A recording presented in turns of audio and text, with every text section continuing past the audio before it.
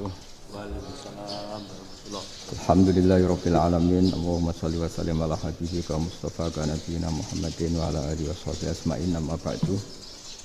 Yang kita hormati Bapak Rektor UMN Dr. Fauzan MPD, Bapak Suparto, Bapak Haris, Bapak Stardi dan Bapak Irwinto, juga Direktur Telkom Bapak Mungkas, teman-teman UMM dan semua yang mendengar yang kami hormati. Ini ngaji itu harus objektif itu jujur. Jadi bisa saja korbannya ya saya, bisa rektornya, bisa semuanya. Tapi korban dengan makna yang bagus. Karena di antara saran Al-Quran, Allah ngendikan kalau belajar atau mencari nasihat atau mencari kebaikan apa saja, itu diistilahkan walau ala anfusikum awil walidaini wal aqrabin, meskipun ketentuan itu merugikan kamu. Jadi ketentuan apapun yang merugikan kita harus tetap kaji meskipun itu tidak menguntungkan kita. Karena banyak problem, mulai dulu sebenarnya problem itu orang yang wakam da'in yadda'i annahu da'a ilallah tapi hakikatnya yad'u ila nafsi. Jadi banyak dai yang mengklaim dirinya mengajak ke Allah dan Rasul, tapi sebetulnya hakikatnya mengajak ke kelompoknya sendiri. Saya ini termasuk kiai yang masih orisinil. Artinya orisinil gini, suatu saat atau kapan saja saya kok sudah tidak laku jadi kiai, asal Islam jalan tetap senang, karena nggak penting yang populer saya apa enggak itu tidak penting, yang penting agama ini tetap jalan. Sama, negara ini harus jalan siapapun presidennya. Ya, ini penting saya utarakan karena perbedaan antara nafsu dan komitmen beragama itu tipis sekali. Sehingga dulu pernah ada cerita, ini bukti keadilan Rasulullah SAW. Pernah suatu saat Nabi itu ngaji, yang ngaji seperti ini. Terus ada pemuda dengan cueknya ngelewati masjid yang sedang dipakai Nabi ngaji. Singkat cerita semuanya ngomel ya, bergumam. Celaka betul pemuda itu, ada Nabi ngaji kok tidak ikut ya. Tapi Nabi secara besar hati ngendikan, ini ada di beberapa kitab di Fadhailul Kasbi, keutamaan kerja. Kata Nabi, pemuda itu mau mencangkul di lahannya. Jika dia mencari nafkah untuk keluarganya, untuk kebaikannya, maka itu bagian dari ajaranku. Jadi Nabi berbesar hati bahwa kerja seperti itu bagian dari ajarannya. Jadi tidak harus datang ke majelis ngaji. Dan bisa saja yang sedang hadir itu ya orang yang hindari istrinya minta belanja, dari ngaji terus benar dituntut belanja kan gitu. Mungkin anak-anak UMM yang kesini daripada tengok-tengok yang Malang bosan jalan-jalan ke Rembang gitu. Nah, jadi nggak mesti benar juga niatnya gitu. Jadi ya sama itu. Jadi kalau di dunia kiai yang masih orisinil itu, nafsu itu benar-benar dilatih. Maka masyhur dalam cerita ada orang perang sama Ali radhiyallahu anhu. Ketika perang ini sangat semangat, tapi ketika orang itu meludahi dan Sayyidina Ali ini tersinggung karena diludahi, Sayyidina Ali langsung angkat tangan. Sudah, perangnya nggak usah diteruskan. Karena saya marah sama kamu sekarang demi nafsu, karena kamu meludahi saya. Padahal saya tadi motifnya demi Allah dan Rasul. Jadi sangat tipis bedanya kita emosi karena diri kita dan emosi karena Allah dan Rasul. Sehingga ketika diludahin ini terus beliau mikir, jangan-jangan perang saya karena saya diludahin. Nah, yang hilang dari peradaban modern adalah Allah itu tidak begitu hadir di hati kita. Saya sering cerita di mana-mana, teks hadis itu sebenarnya berbunyi gini, ini hadis sahih. Mangka na yu'minu billahi wal yaumil akhir fal yukrim jarohu. Ada yang fal yukrim jarohu doifahu, ada yang fal yakul khairan aul yasmut. Siapa yang iman dengan Allah dan Rasul maka harus memuliakan tetangganya, memuliakan tamunya. Dulu itu ada seorang ulama dipanggil anak muda, dibully cara sekarang. Wahai kiai, datang ke rumah saya. Datang kiai itu. Setelah sampai ke rumah orang itu, silakan kiai kembali ke rumahnya. Saya tidak butuh kiai. Kiai itu dengan riang kembali. Setelah di rumah dipanggil lagi. Pak Yai, silakan datang ke rumah saya. Datang lagi. Ya senyum-senyum kiainya santai. Wah, nggak jadi butuh Pak Yai, silahkan kembali lagi. Sampai 3 kali. Oh itu kalau rektor digitukan marah itu. Dosen marah. Kiainya santai. Santai, senyum-senyum, rileks. Ketika ditanya, kenapa Pak Yai tidak tersinggung? Jawabannya unik. Anak muda, saya ini senang sekali nuruti perintah Allah, disuruh menghormati tetangga. Sehingga ketika Anda manggil ya saya datang. Ketika Anda nyuruh pulang ya saya pulang. Saya senang sekali nyenengkan tonggo. Dan itu perintah Allah, jadi tidak ada hubungannya dengan kamu.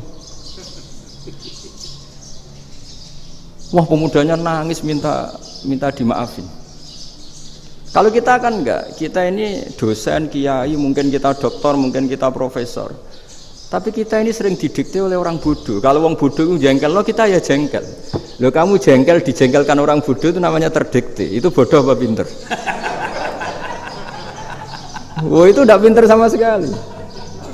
Kalau betul-betul kamu pinter, hanya bisa didikte oleh Allah Subhanahu wa Ta'ala. Jadi antara hukum Allah apa? Wa ahsin man asa'a ilaika, berbuatlah baik sama orang yang berbuat buruk sama Anda. Itu dikteannya Allah. Kalau dikteannya orang-orang bodoh kayak dimangkel ben mangkel, terus kamu mangkel. Itu bodoh apa pinter? Nah, problem kita kekinian adalah wong pinter, wong bodoh itu podo-podo bisa didikte oleh sekelilingnya.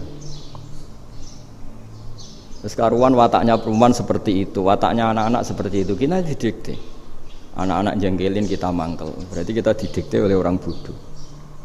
Makanya agama itu unik, kadang ngendikan wa ahsin man asa'a ilaika, kadang wasil man qata'aka, sambunglah orang yang memutus kamu. Karena dengan demikian kita hanya didikte oleh Allah Subhanahu wa Ta'ala, bukan didikte oleh hukum sosial. Cara Jawane nak ngapiki tangga sing apik akeh tunggale.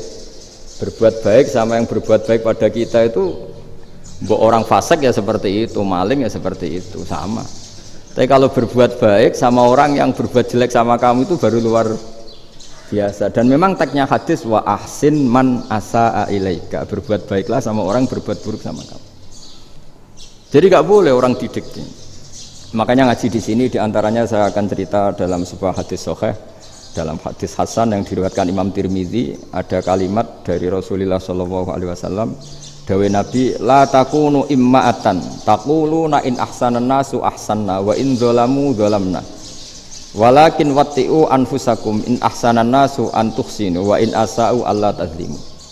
Kamu jangan jadi orang yang mudah diombang-ambingkan oleh orang sekeliling kamu, yaitu kamu mengatakan jika orang baik ke saya akan baik, jika orang buruk ke saya juga akan membalas buruk.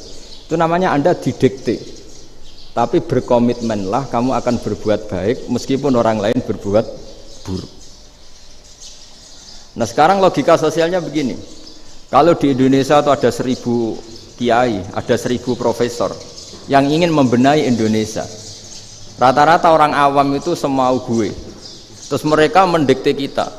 Perilakunya agak simpatik, perilakunya jengkelin. Terus 1000 profesor ini ikut jengkel. Itu kira-kira jadi solusi apa goblok bareng? Sama 1000 kiai ini ikut jengkel, ini jadi solusi apa goblok bareng? Goblok bareng. Nah problem sekarang kita ini biasa didikte orang bodoh. Nah makanya ciri khas orang muslim itu kata Nabi, mangkana yu'minu billahi wal yaumil akhir. Jadi baik tetangga karena perintahnya Allah dan Rasul. Pentingnya apa? Bedanya karena berbuat baik ini perintahnya Allah, mbok tonggo apik lah kita tetap apik karena perintahnya Allah dan Rasul. Begitu juga dengan hubungan dengan istri, dengan anak. Bojomu lagi cerewet lah, ya tetap apik. Karena dengan cara itu kita hanya tunduk kepada Allah dan Rasul. Tapi kalau kamu, istri saya kalau baik ya saya baik, kalau enggak ya enggak. Berarti Anda didikte oleh perilakunya dia. Itu latihan, ya kalau dalam bahasa pondok, latihan jadi wali itu yang paling berat itu.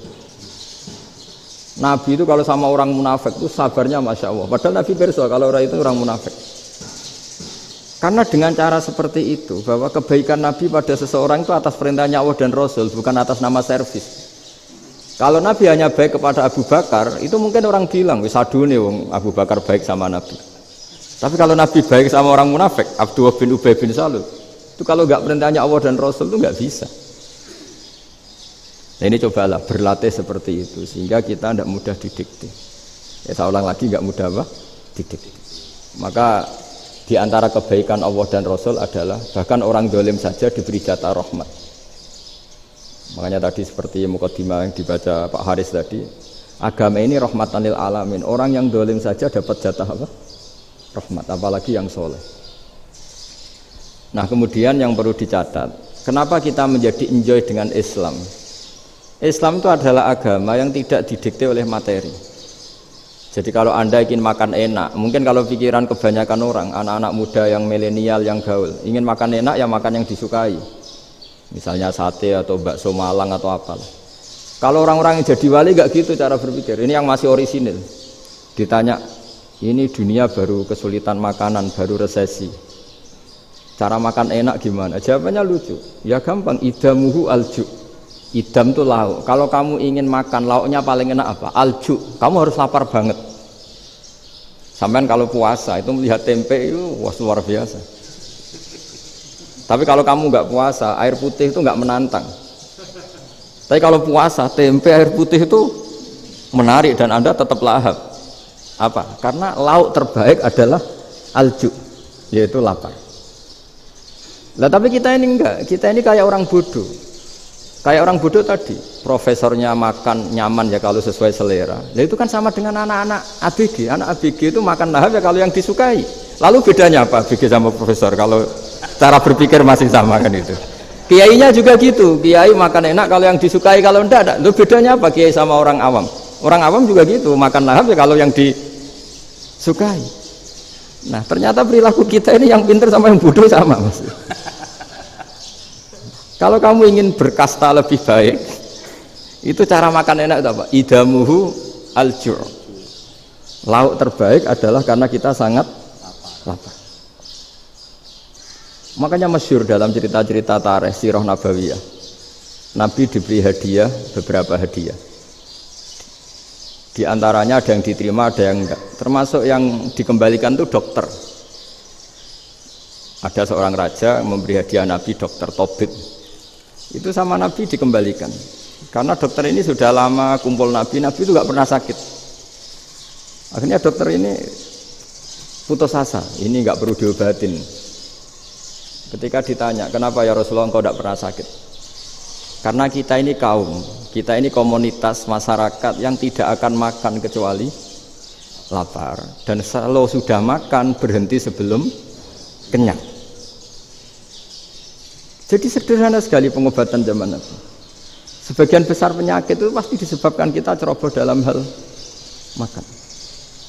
Sudah ngerti kalau durian masalah, kalau makan durian enggak kehitung gitu. Apalagi kalau gratisan itu tambah banyak gitu. Pola tidur juga gitu kata Nabi, dan kita tidak tidur kalau tidak sangat ngantuk. Nah, itu namanya orang-orang soleh yang sudah tidak didikte materi. Kalau yang didikte materi kan bisa tidur nyenyak kalau kasurnya enak, AC gini-gini. Sebenarnya enggak, tidur enak itu ya kalau sangat ngantuk. Mbok di gudang, mbok di bis, kalau sangat ngantuk ya semuanya ya enak. Sama, mbok lapar, mbok hanya tempe, tapi kalau sangat lapar itu ya enak. Nah ini ilmu yang mulai hilang, ilmu-ilmu yang mulai hilang. Nah, cara ibadah juga gitu.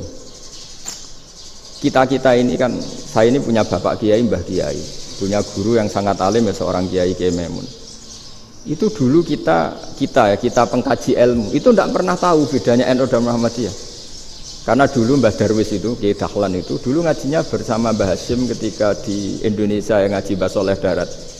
Mbah Soleh Darat itu dulu ngajinya sama buyut saya ke-6 namanya Mbah Soleh Asnawi di Kudus.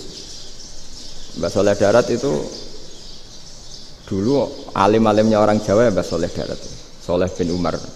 Tempatnya di Semarang, tapi beliau itu sebenarnya orang Jepara yang dekat Kudus.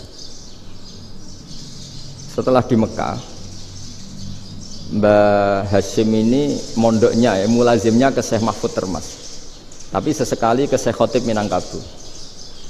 Nah yang Mbah Ahmad Dahlan lebih sering ke Syekh Khotib Minangkabau, sesekali ke Mbah Mahfud. Singkat cerita, karena Syekh Khotib Minangkabau sudah modern ya, terlibat organisasi dunia. Pas itu beliau pengagum Muhammad Abduh, pengagum Rasid Ridho. Sehingga bawaannya Mbah Dahlan itu lebih pergerakan karena beliau lebih ngidolakan Syekh Khotib. Nah Syekh Khotib sendiri sebenarnya orang Minangkabau. Jadi beliau namanya Muhammad saja sebenarnya. Jadi menantunya orang Arab. Oh itu dicibir mertuanya ini karena punya mantu orang Jawa, orang ndak Arab.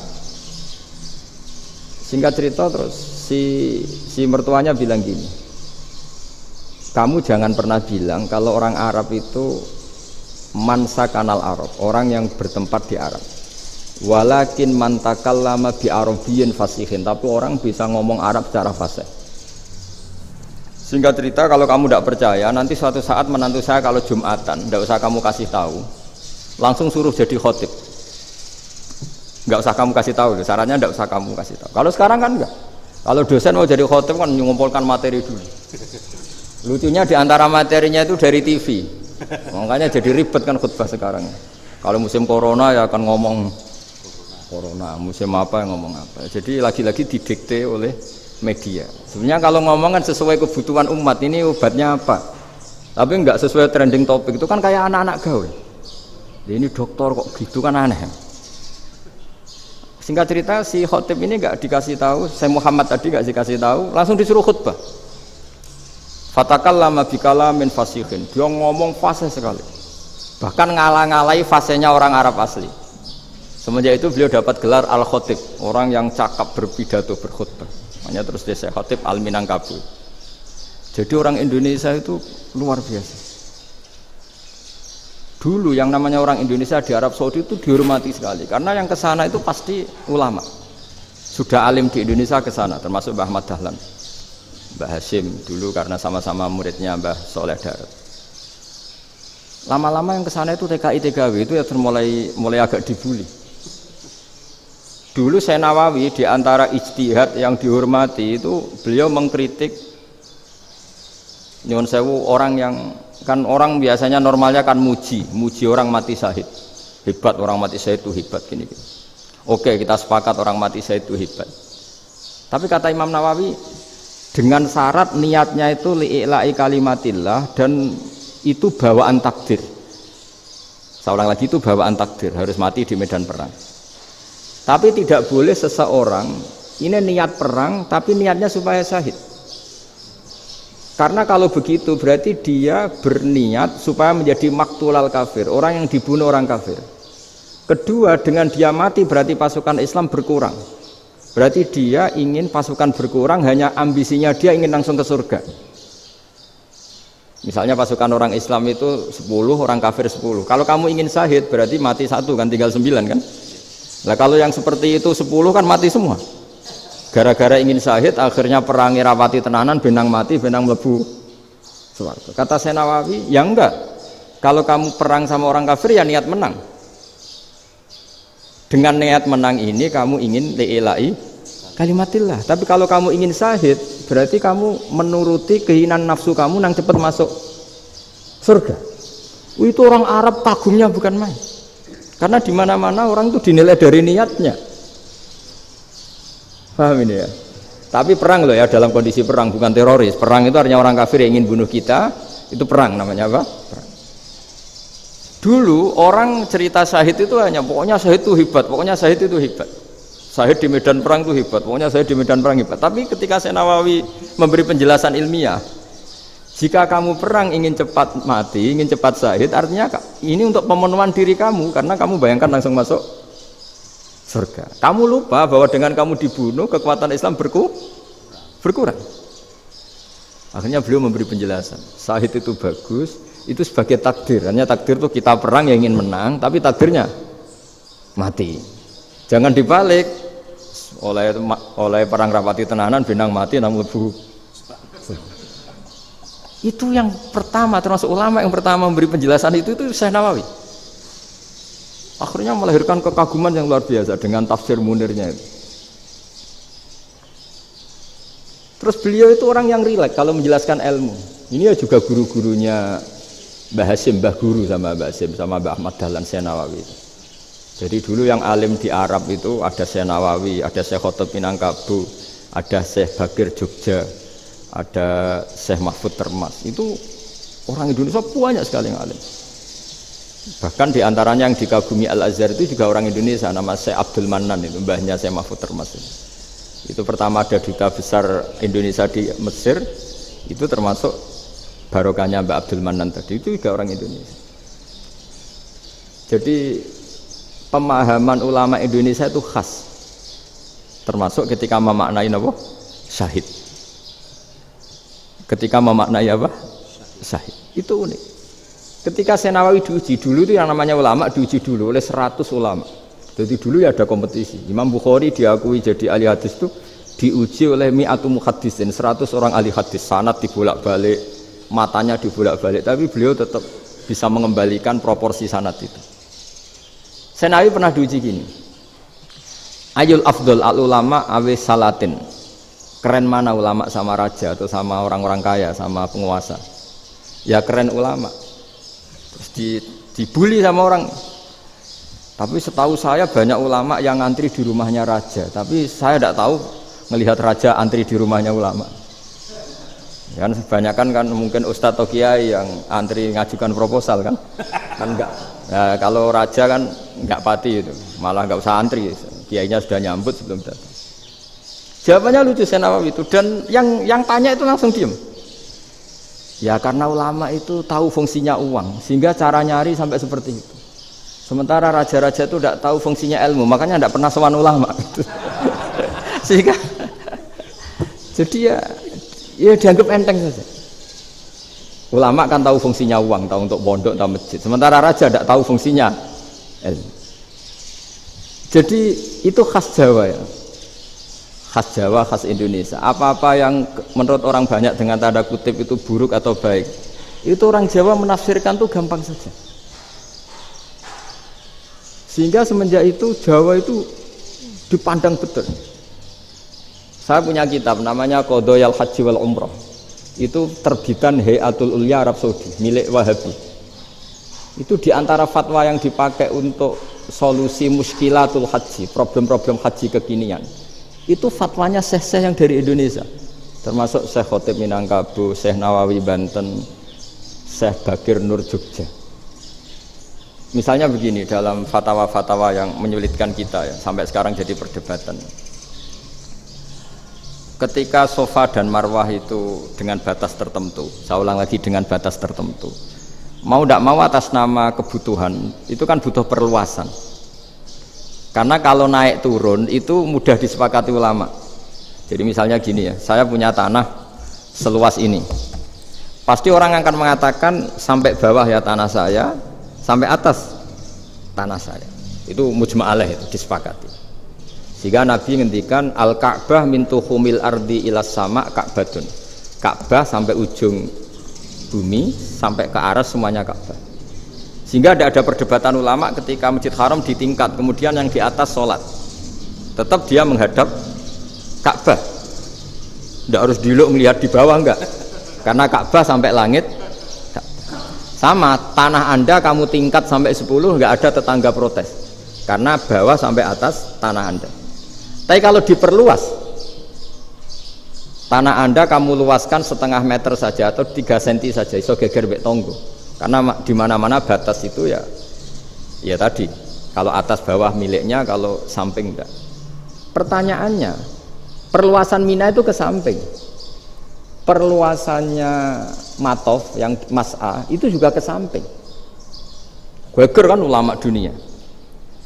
Bagaimana hukumnya Mina Jadid, Mina yang diperbarui atau Mina yang diperluas? Itu diantara rujukan baik yang membolehkan maupun yang menentang. Itu ya syekh-syekh Indonesia. Itu orisinal tuh. Saya punya kitab orisinal terbitan Hayatul Ulya, kira-kira ya kemenaknya Arab Saudi kalau di Indonesia itu. Itu yang dirujuk dawuh Syekh Nawawi, dawuh Syekh Khotib Minangkabau. Karena apa? Ada logika khas Jawa.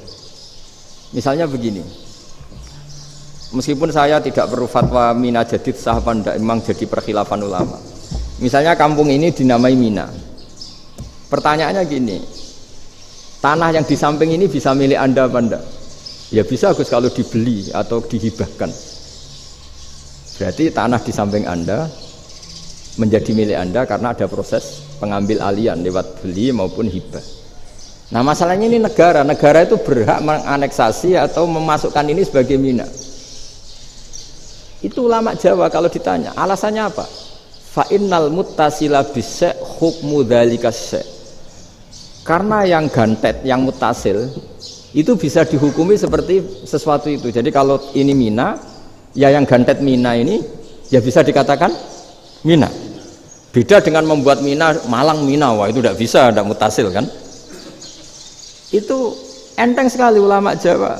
Satu ya tentu karena kebutuhan, tapi asal masih al-muttasilu bihi, yang masih tanah yang masih mutasil dengan. Nah, ketika perluasan mas'ah antara sofa dan marwah kan misalnya ini batas luasnya sofa, ini batas luasnya marwah. Lalu atas nama kebutuhan, sofa marwah itu sampai sini. Sampai agak meluas ke sini. Itu geger Arab Saudi. Wah, ini gimana? Padahal tawaf itu harus antara gunung Sofa dan gunung Marwah, sa'i itu ya. Tapi kalau istilah Quran memang tawaf sama-sama. Makanya apa? Inna Sofa al-Marwata min sya'airillah faman hajjal baita wa i'tamara fala junaha alaihi ayyat tawafa bi. Nah, jadi kalau istilah sa'i di Quran itu masih tawaf.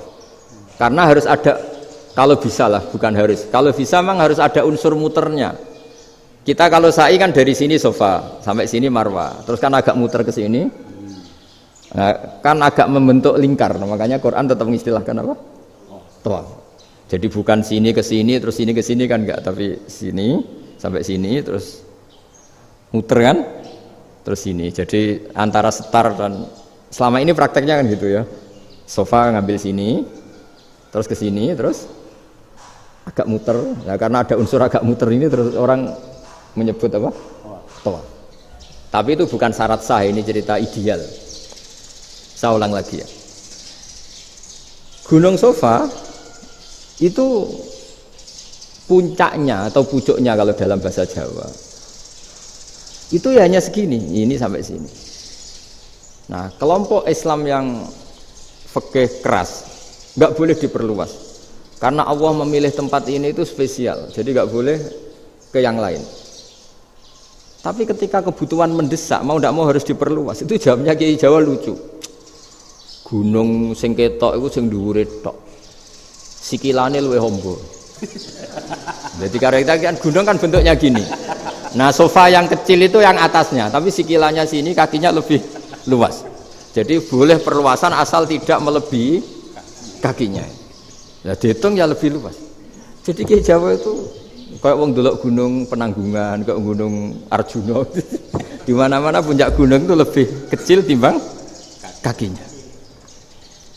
Artinya diperluas ini bukan berarti tidak di sofa dan tidak di, itu khas Kiai Jawa. Jadi jangan kira orang Jawa itu tidak hebat sekali. Termasuk perkembangan hotel di Arab Saudi. Itu dulu sebelum ada hotel. Buyut saya kelima atau keenam dulu haji, namanya Badur Rahman. Itu kalau mau ingin apa ya, menghindari terik matahari itu masuk gua. Itu masuk gua itu hanya separuh badan, kakinya di luar. Jadi jangan bayangkan kalau gua di Indonesia kayak gua Akbar di Tuban orang bisa masuk jalan-jalan, enggak. Gua di Arab itu kayak cepitan batu, tidak sampai masuk. Sehingga kepalanya dimasukkan, kakinya masih kena matahari, saking panasnya Arab Saudi. Sehingga dalam bayangan hijrah ketika Nabi bersembunyi di gua apa? Sur. Itu kata Abu Bakar, kalau orang kafir melihat kakinya pasti melihat kita karena nggak bisa masuk penuh. Jadi orang itu mau dempes tok. Sehingga ya kira-kira luasnya gua ya paling segini. Makanya guyonannya kiai-kiai itu untung nggak kayak gua Indonesia. Kalau kayak gua Indonesia laba-labanya capek karena luas sekali. Jadi jangan bayangkan gua Arab tuh kayak gua Indonesia. Makanya bayangannya andai kan orang itu melihat ke bawah pasti melihat kita karena orangnya nggak bisa masuk penuh, nggak bisa masuk 100%. Ya kayak cepitan batu lah mirip. Itu kan mirip Gunung Uhud. Gunung Uhud kata Rasulullah, nanti kalau kamu perang itu di atas, menang atau kalah di atas. Musuh biar di bawah. Dengan di atas kamu bisa manah. Jangan bayangkan kayak Gunung Merapi, kayak Gunung Penanggungan. Lah kalau Gunung Penanggungan mana ke bawah yang leyang kan? Jadi gunung di Arab itu kayak bukit. Ya sampean pernah kan ke Uhud itu ya sama ini aja tinggi ini kan? Lah ini yang mulai ada mis. Makanya nerjemah itu susah di Indonesia. Karena jabal itu udah harus tinggi. Kalau tinggi nggak bisa mana dari atas ke bawah kan nggak ngefek kan? Sampai kalau ke Uhud gunungnya kan pendek sekali sehingga yang mana dari atas ke bawah ya kalau kena musuh ya celaka karena memang dekat. Ya kalau gunung Indonesia mana dari atas ke bawah yang ngeleyang nggak ngefek. Nah itu susahnya nerjemah bahasa Arab ke kita. Jadi apa ya? Transkrip itu nggak gampang karena ada pengertian yang beda. Kita kalau bilang gunung itu tinggi sekali. Sampai banyak mahasiswa tersesat ya saking tingginya. Kalau orang naik Uhud nggak akan tersesat, wong ketok dari bawah itu. Nah ini pentingnya ngaji ya. Jadi akhirnya ulama-ulama Indonesia itu dipakai rujukan. Jadi mulai Mbah Hasyim, Mbah Ahmad Dahlan sampai era buyut-buyut itu masih orang alim. Lama-lama yang di Indonesia ini orang-orang yang bodoh. Sehingga orang Jawa kalau ke sana dibully, ya Jawa tak kulul khaya. Orang Jawa itu penggaweannya itu makan ular. Karena belut itu kalau di kamus itu persis ular. Dulu itu kan kamus tidak full color. Gara-gara gak full color, gambar belut sama ular itu sama. Belut itu belut sama ular kalau gak full color gambarnya sama apa enggak? Sama. Terus orang Jawa itu kan masih banyak yang makan bajing itu apa? Ketupai. Bajing kalau digambar tidak full color sama dengan tikus. Gambar yang tidak warna. Hitam putih. Sehingga kita ini dibully pemakan tikus dan pemakan ular. Karena belut itu persis ular kalau digambar yang tidak full color. Sampai datang Syekhona Khalil, datang ulama. Ngarang kitab ya judulnya Al-Belut. Karena enggak terima bangsanya dinyek makan apa? Ular. Terus dikarang. Wal belut hayawanun bakhriyun terus ya isu fi kadza wa kadza. Itu beda dengan al-hayyah. Itu diterangkan. Mulai bisa nerima. Terus sistem hotel juga gitu. Sampai tanyakan dalam sejarah dulu orang Sedayu ada namanya Syekh Mukhtar. Syekh Mukhtar bukan bikin rumah besar yang siapapun orang Indonesia haji itu nempat di sana. Nah ini yang menginspirasi akhirnya ada hotel. Dulu Syekh Mukhtar hanya menyediakan untuk hujat-hujat Indonesia. Lama-lama jadi hotel. Nggak mau saya mau cerita. Kata Mbah Mun sering cerita. Kenapa wa ma arsalnaka illa rahmatan lil alamin, kata Mbah Mun, Allah itu pasti bikin ulama yang tidak produk Arab itu pasti ada. Kalau orang Arab jadi ulama wajar, bahasanya Arab, domisilinya di Arab. Tapi Allah akan selalu bikin ulama yang tidak bangsa Arab. Imam Ghazali itu Tus itu Persia. Imam Bukhari itu kira-kira kalau sekarang ikut Uzbek. Ya. Imam Bukhari itu kalau negara sekarang ikut mana? Uzbek. Kenapa demikian kata Mbah Mun? Karena Allah sudah ngendikan wa ma arsalnaka illa kafatal linnas. Manusia semua ini kena khitabnya Islam. Kalau tidak ada ulama yang dari berbagai negara, kesannya Islam itu hanya milik orang Arab Saudi. Makanya Allah selalu bikin ulama-ulama yang bahkan tidak Arab. Termasuk Imamul Muhaddisin, yaitu Imam Bukhari, itu orang Uzbek, orang Rusia lah kalau sekarang ikut Uni Soviet dulu. Imam Ghazali itu orang Persia. Syekh Nawawi itu orang Banten. Karena Allah ingin memaklumatkan bahwa Islam ini untuk semua. Sehingga orang yang tidak Arab pun bisa belajar Islam. Yang alimnya itu nggak kalah sama orang apa? Arab. Makanya ini PR ya. Kalau Gus Dah Ploso nanti ngendikan suatu saat orang belajar Islam itu bahkan orang Arab pun bisa belajar ke Indonesia. Kalau orang Indonesia bisa alim betul kayak dulu. Sekarang banyak liga antar ulama. Itu orang Indonesia pasti masuk. Ulama-ulama top dunia. Itu pasti orang Indonesia banyak yang masuk. Karena tadi ketika orang Indonesia baca kitab, itu orang Arab itu kagum. Kok bisa ada bahasanya baca secara benar? Bukan sekedar bisa baca secara benar. Karena memang dilatih sedemikian rupa di pondok-pondok. Makanya kita semua lah, yang alim di Indonesia itu kemana-mana ya pasti alim. Dulu putra Mbah Mun namanya Gus Zofur itu tahun pertama ya sudah the best di tahun pertama. Kalau tahun pertama the best-nya ilmunya bawaan dari sarang, dari keluarganya. Gus Naji mondok di Said Muhammad tahun pertama sudah dipuji sebagai yang teralim karena ya sanggup. Kalau dipujinya tahun ketiga, tahun keempat kan mungkin dapat dari sana. Ini tahun pertama. Saya ulang lagi tahun pertama. Karena pengajaran di Indonesia itu luar biasa di pondok-pondok ini. Makanya kalau dalam anekdot pondok itu cerita-cerita lucu itu. Ada orang Jakarta ngaji, setelah di kelas itu pelengahan terus. Melihat jendela, lihat pintu terus. Lama-lama gurunya marah. Kamu diajarin kok ndak punya sopan, melihat pintu terus gak memperhatikan guru ya. Anak Betawinya jawabnya lucu. Habis Pak Guru bohong ya. Kenapa ya? Kamu Pak Guru bilang Ja'a Zaidun, Zaid datang. Tak lihat gak ada yang datang. Setelah itu contoh nasab kan ro'a itu Zaidan. Saya melihat Zaid, saya gak melihat Zaid. Contoh ketiga yang jar kan maror tu Zaidin. Saya berjalan ketemu Zaid. Pak Guru diam di situ gak jalan-jalan. Jadi saking detailnya Indonesia dia cari. Kalau rofa Ja'a Zaidun, kalau nasab ro'a itu Zaidan, kalau jar marortu bizaidin. Nah si murid Betawi ini karena pertama sekolah, ngiranya gurunya itu cerita Zaid datang, makanya dia ngelihat pintu terus. Mana katanya datang kok tidak datang-datang. Nah dengan latihan seperti itu, kemungkinan orang Indonesia salah itu kecil karena memang dilatih betul. Saya ulang lagi karena memang dilatih betul. Sehingga ketika orang Indonesia ini yang cerita seorang wartawan. Ini kisah nyata. Kalau ini tidak anekdot, kisah nyata. Ada wartawan internasional ngeliput Ramlah. Ramlah itu di Gaza, di Palestina. Wartawan Indonesia ini hanya bisa bahasa Inggris. Dijak ngomong bahasa Arab. Terus dia bilang saya tidak bisa. Saya tidak bisa, saya bisanya ngomong Inggris. Tapi apa yang terjadi setelah sholat, si Indonesia ini jadi imam pakai sholat jariah lagi. Baca bismillah benar, bismillahi jar karena mudhof ilaih. Terus ketika iktidal ya benar, Rabbana lakal hamdu mil'us samawati wa mil'ul ardi benar. Ketika tahiyat ya benar, at-tahiyatul mubarakatuh sholawat. Sama orang Arab ini diambungi. Orang Arab kalau senang orang itu dicium. Kamu tawaduk, sebenarnya kamu itu ahli bahasa Arab.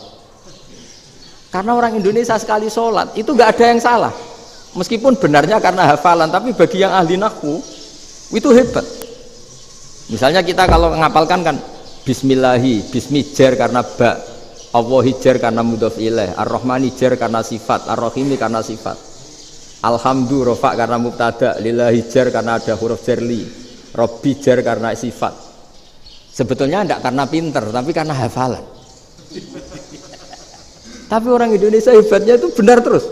Rabbana lakal hamdu, ya kan? Alhamdu rofa, terus mil'us samawati ya rofa karena sifat.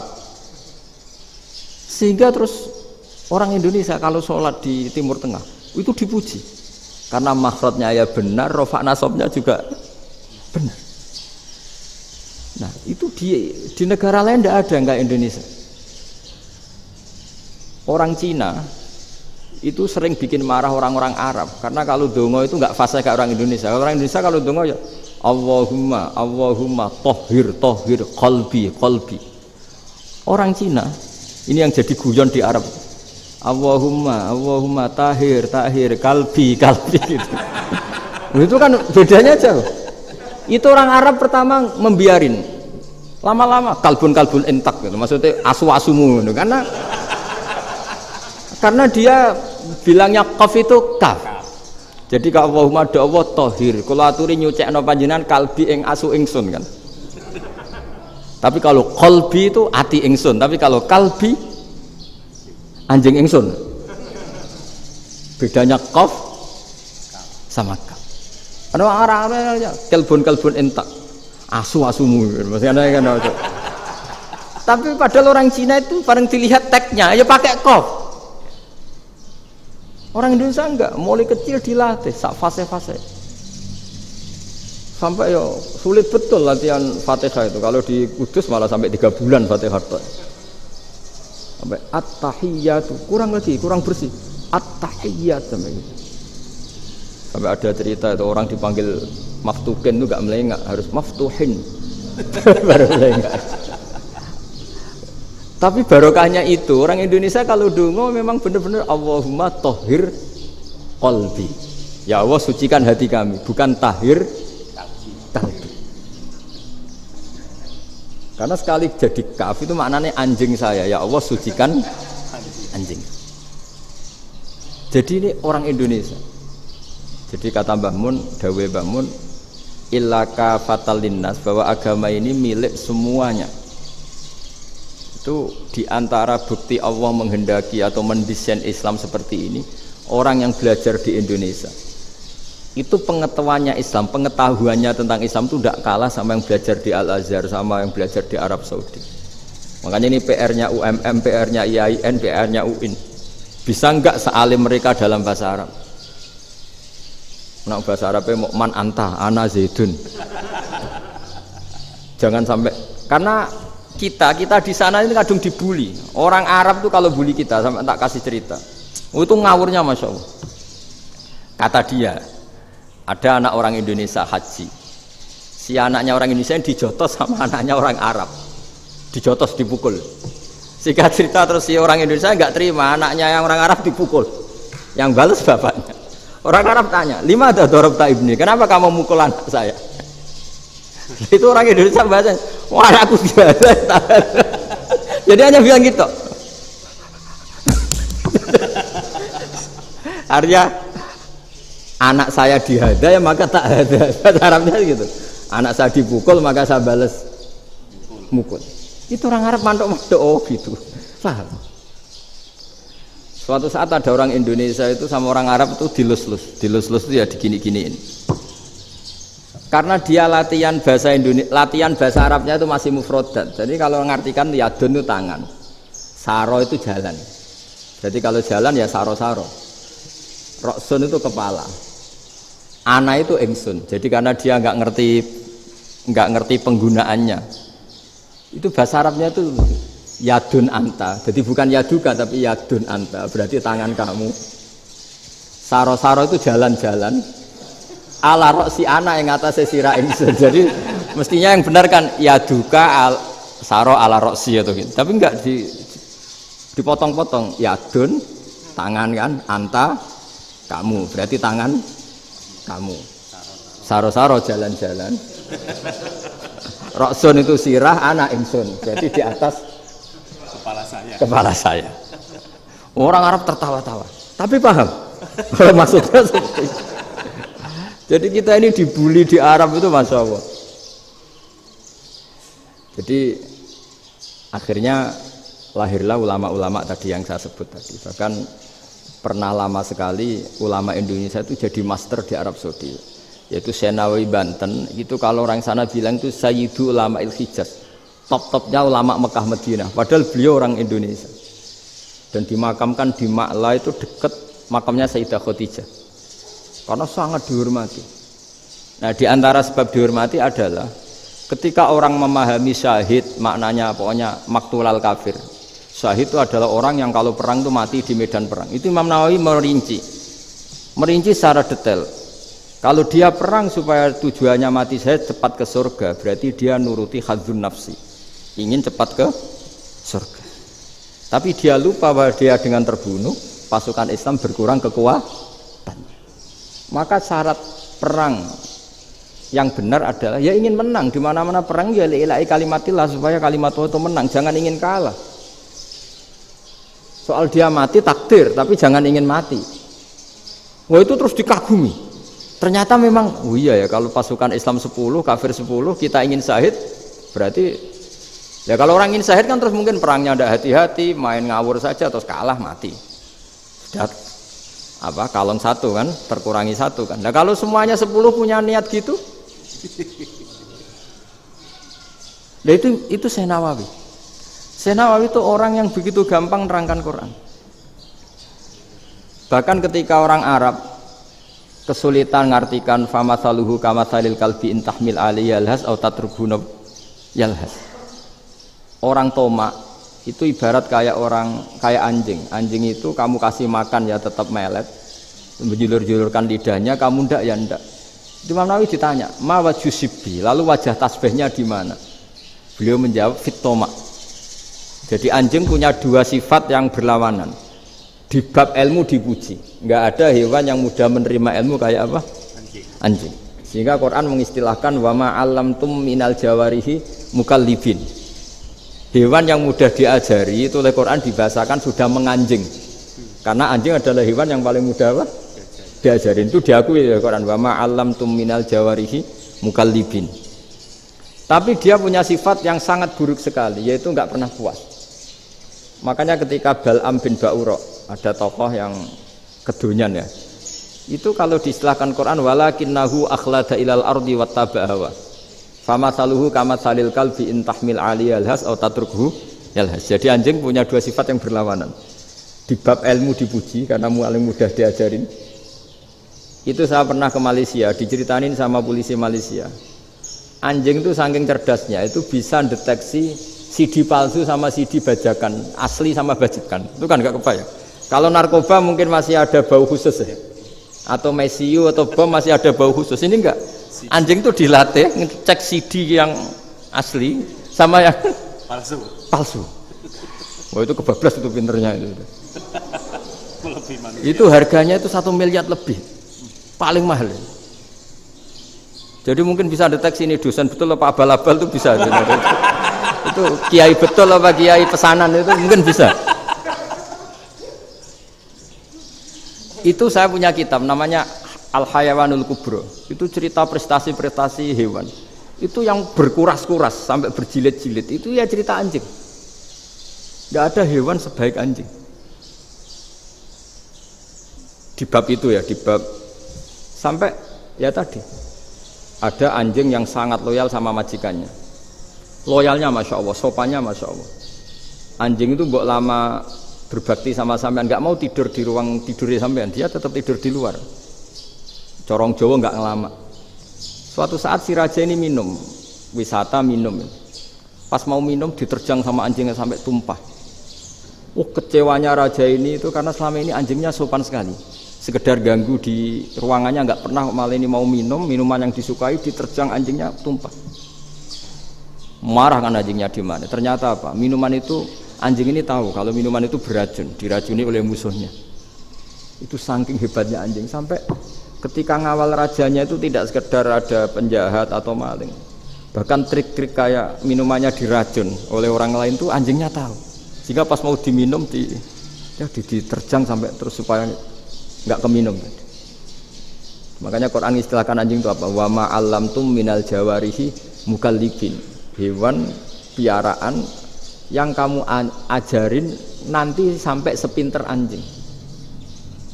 Makanya Ashabul Kahfi itu ketika ngajak anjing tadi, beliau tidur, anjing itu tidurnya bil wasit, wakal buhum basitun zira'aihi bil wasit.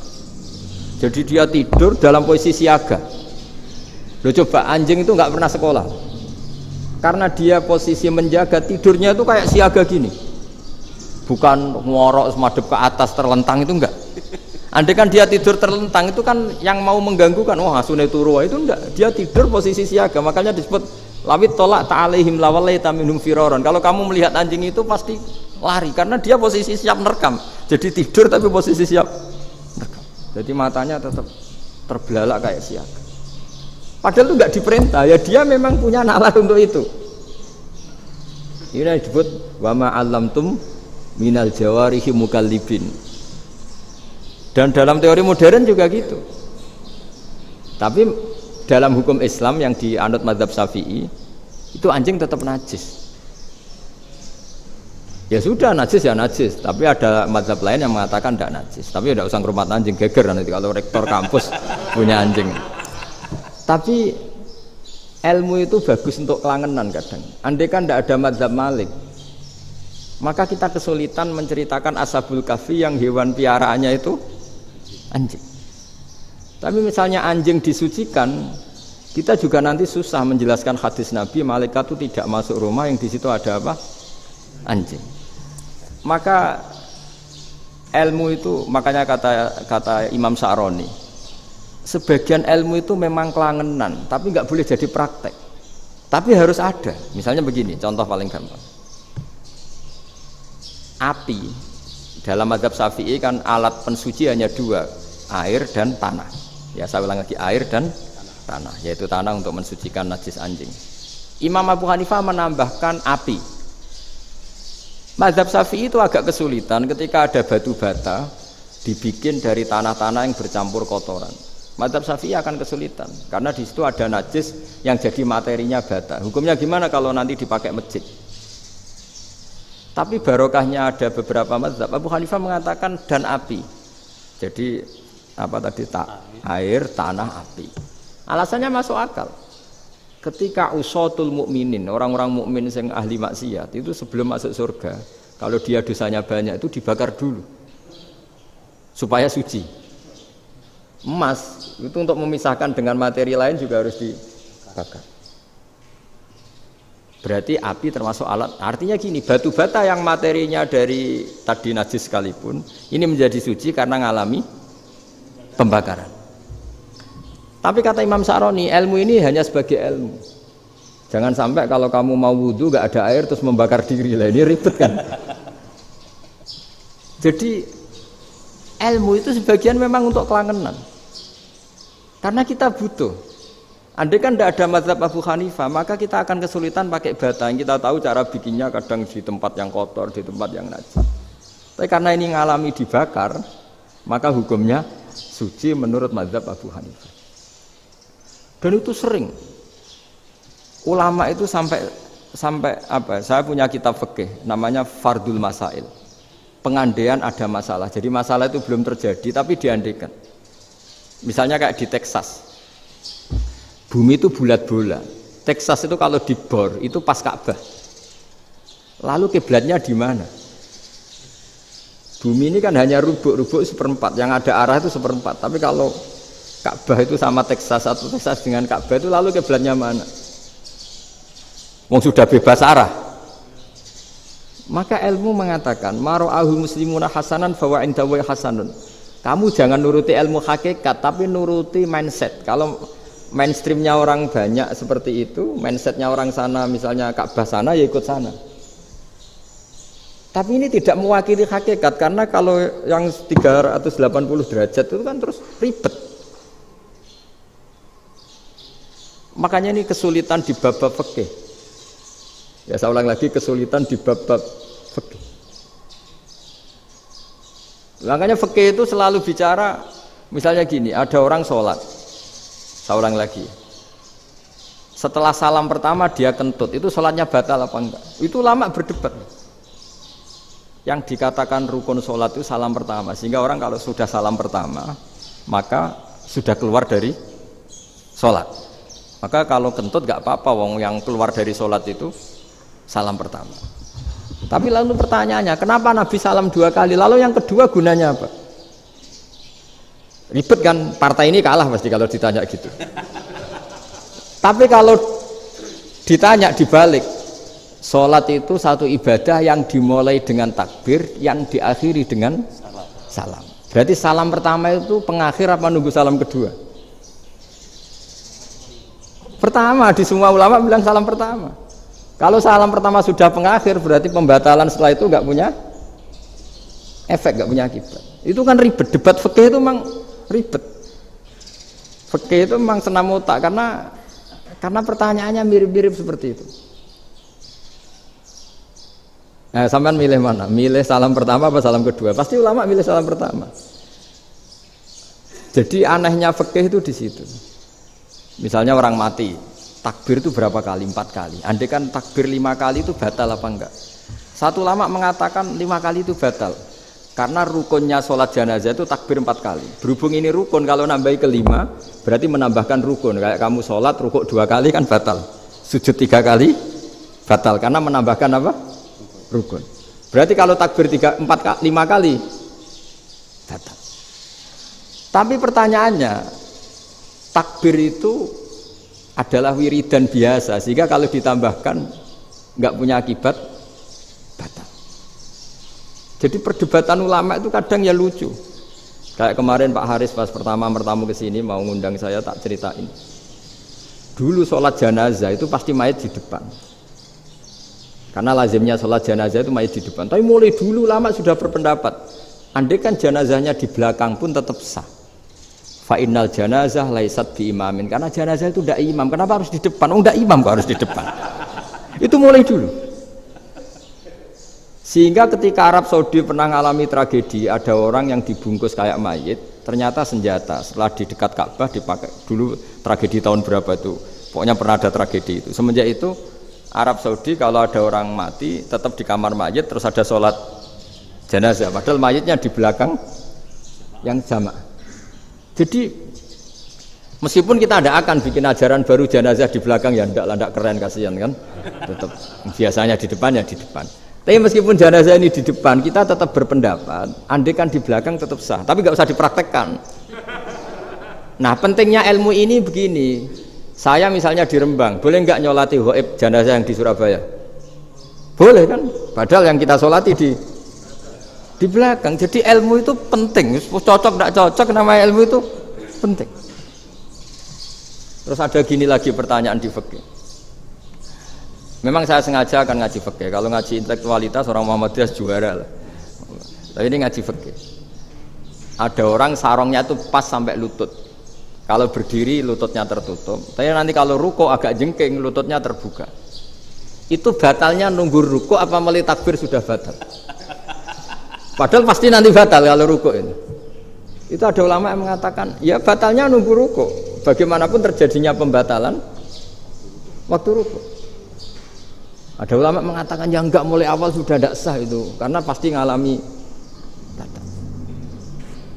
Nah, pertanyaan-pertanyaan seperti itu penting karena lalu Allah menilai apa? Ya nilai niatnya. Misalnya gini, kalau contoh itu mungkin Anda tidak tertarik, tapi contoh begini. Kita mau operasi jam 10 siang.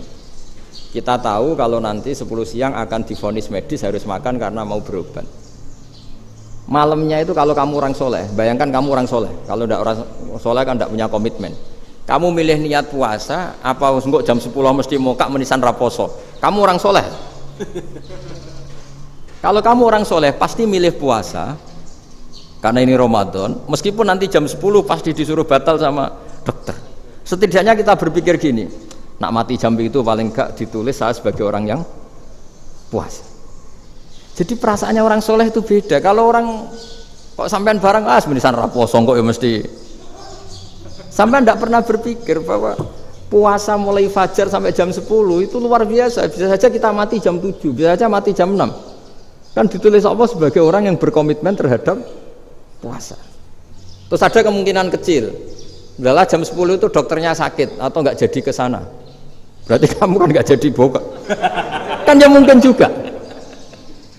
Sama yang tadi. Delalah sebelum ruko ono wong sing nyarongi sampean. Sehingga sholatnya normal. Kamu tidak menemukan pakaian yang pas, jebule pas setelah ruko, mau ruko ono wong wah sholatnya kira bener disarongi. Itu agama. Jadi agama itu dimulai dari mana coba? Dimulai dari niat, dari komitmen. Nah sekarang kelirunya kenapa ada garis keras? Agama itu dimulai dari keinginan ideal. Itu yang mulai itu ada orang-orang garis keras. Agama ini enggak, agama ini dimulai dari niat. Sampai ada kaidah agama la yudraku kulluh la yutraku kulluh. Kalau tidak bisa ideal jangan ditinggalkan sama sekali. Tapi orang enggak, sekarang bayangkan Islam itu ideal. Pemimpinnya ya soleh, masyarakatnya soleh, enggak ada maksiat, enggak ada apa. Nan apa ilmu? Kalau secara ilmu mulai dulu ya ada orang dolim, ada orang soleh. Nabi kurang baiknya. Di angkatan itu ya ada orang munafik. Sehingga ulama itu sudah berpendapat ideal itu piye? Zaman Nabi saja ada orang apa? Munafik. Itu ilmu. Kalau nuruti kelangenan inginnya dunia ya steril, gak ada maksiat, gak ada. Dan agama itu diciptakan Allah itu memang unik. Calon Nabi misalnya, Nabi Musa itu sing rumah tuh Fir'aun. Ketika Nabi Muhammad lahir sing ribet manitia ini Abu Lahab. Orang dosen UMM. Coba. Karena Allah ingin memaklumatkan ke kita bahwa agama ini akan hidup di kondisi apapun. Asiyah, istrinya Fir'aun itu termasuk mukminah yang dipuji Quran, padahal dia bukan istrinya pengurus NU atau pengurus Muhammadiyah, istrinya Fir'aun. Tapi itu pelajaran bagi kita bahwa orang-orang baik itu tidak harus di lingkungan yang baik. Masjid paling makmur itu kadang di dunia mungkin, ya jangan bakas Mekah Madinah itu karuan. Mungkin di antara masjid yang makmur justru yang di Kanada, di Amerika mungkin. Karena merasa minoritas itu perpustakaannya ada, kajiannya ada. Tapi banyak masjid di daerah pesantren yang malah sepi. Karena kiainya tahu jamaah di masjid itu wajib. Lalu itu ada daerah pesantren, saya ulang lagi ada daerah pesantren. Didikon pengajian, monggo nekani pengajian, maca selawat ning omah yo ganjaran padha wae. Ribet kan? Mau dibantah itu benar, mau dibiarin ngerusak tatanan. Jadi saya mohon sekali ya, jadi ilmu itu diperbandingkan supaya perbedaan-perbedaan itu biasa. Dulu Imam Malik itu punya murid namanya Imam Syafi'i. Itu dalam banyak hal. Itu perbedaannya tajam sekali. Ya saya ulang lagi, dalam banyak hal itu perbedaannya tajam sekali. Misalnya begini. Ini terakhir percontohan saya fikih, nanti dikaji sendiri. Ada seorang A'rabi, Ja'a A'rabiyun. Ini di hadis sahih diulang-ulang di semua Al-Kutubus Sittah ada peristiwa ini. Ja'a A'rabiyun ila Rasulillah sallallahu alaihi wasallam faqala ya Rasulullah ahlaktu. Qala wa ma ahlakaka? Qala wa qatu imraati fi nahari Ramadan. Ya Rasulullah, saya ini orang yang rusak. Kenapa? Saya ini hubungan intim sama istri saya ketika masih siang Ramadan. Singkat cerita orang ini dihukum berat sama Nabi. Hukumannya adalah karena dia membatalkan puasa ketika dengan hubungan intim. Sama Nabi dihukum, kamu harus merdekakan budak. Wah, tidak mampu ya Rasulullah, saya tidak punya budak. Jadi ini bukti bahwa agama ini sangat sosial sehingga sebagian kafaroh harus memerdekakan budak. Kamu kalau gitu puasa 2 bulan. Yang baru puasa 2 hari aja kecelakaan malah disuruh puasa 2 bulan. Ya sudah kamu ngasih makan 60 orang miskin. Saya ini orang paling miskin. Kok ini jadi sudah miskin agak hiper lah orang ini. Poso-poso kok gitu. Itu kata ulama kalau orang Jawa nggak mungkin makanannya tempe mendoan, nggak mungkin itu. Di Jawa itu nggak mungkin lah ada orang batal puasa karena hubungan intim. Ada istrinya nggak cantik, cerewet, sang lanang mangane mendoan, itu tidak mungkin. Kecelakaan itu tidak mungkin. Tidak mungkin itu. Tapi kalau Arab mungkin karena makanannya daging. Singkat cerita, terus pertanyaannya gini. Kalau batal biasa itu kan bayarnya puasa 1 hari. Kalau batal, tapi kalau batal pakai hubungan intim, pakai jima kalau dalam bahasa fikih, itu kafarohnya berat, yaitu merdekakan budak atau puasa 2 bulan berturut-turut. Pertanyaannya gini, jima istri itu boleh loh tidak zina. Seorang jima istri itu boleh loh tidak zina. Itu kan hukumannya berat. Nah terus Imam Malik berpikir kalau gitu tidak harus jima dong. Poso-poso, ora ana uzur, ora ana apa terus nyate. Sesuk mangan bakso. Tanpa ada alasan syar'i. Hukumnya harus sama dong. Karena jima hukumnya boleh, berarti semua iftar, semua pembatalan puasa yang tidak ada uzur syara' maka hukumnya sama, yaitu sanksinya sama. Masuk akal enggak? Masuk akal dalam mazhab Imam Malik. Dalam mazhab Syafi'i enggak. Mulai dulu jima itu beda. Kayak mertamu nih gone wong. Mangan itu oleh, tapi nak nggo bojomu mbok jima niku wis nemen ngawure lah. Tetep beda. Dari Imam Syafi'i itu pokoknya beda, jima sama makan itu beda. Lah ya terus setelah itu terus ada pertanyaan.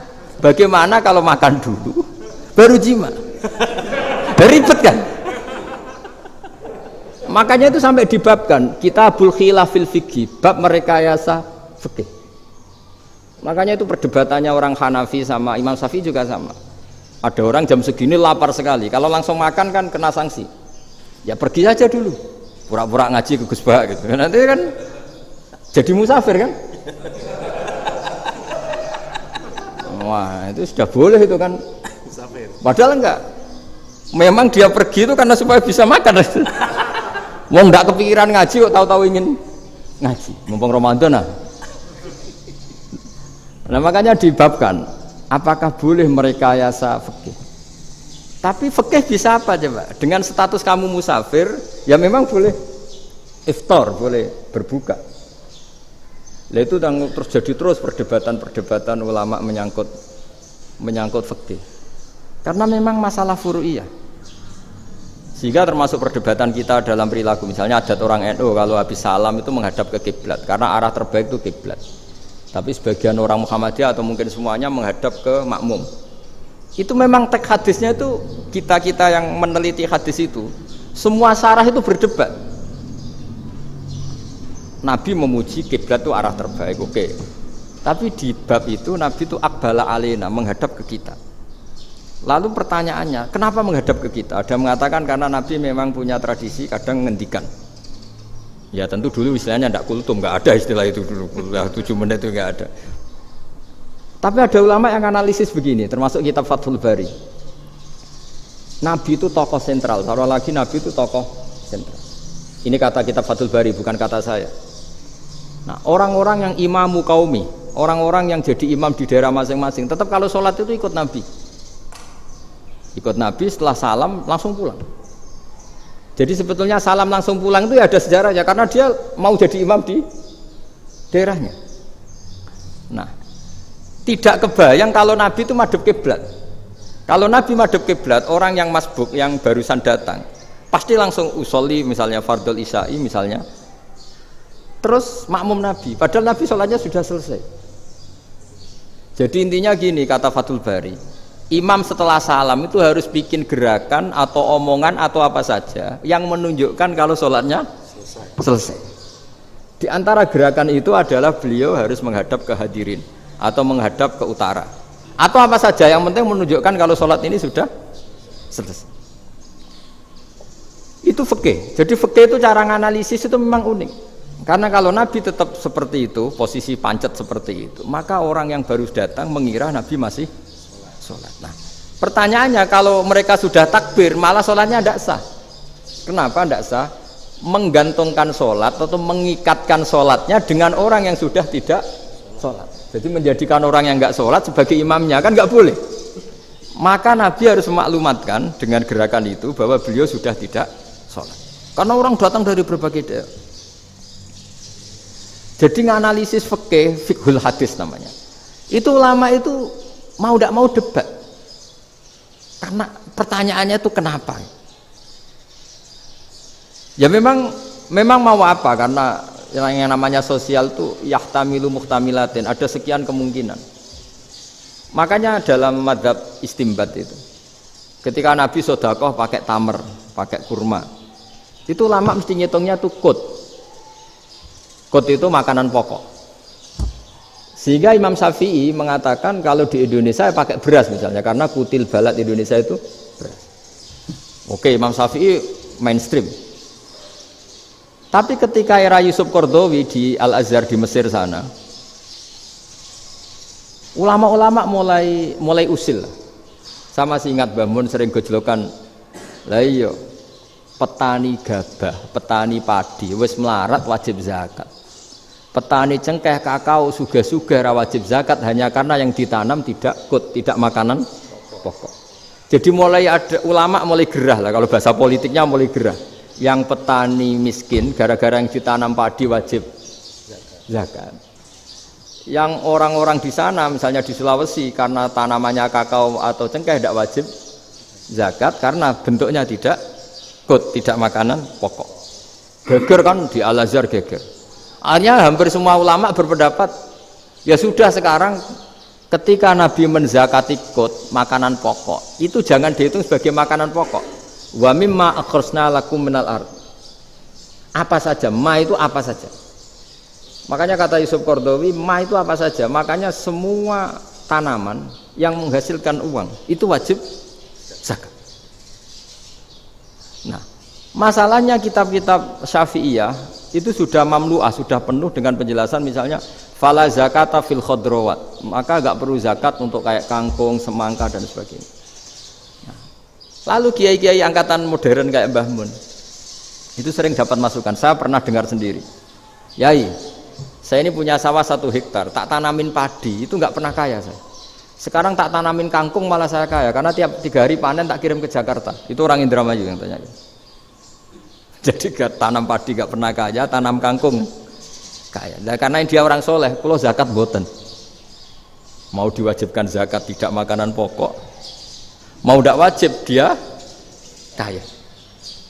Semenjak itu perubahan di Indonesia ikut.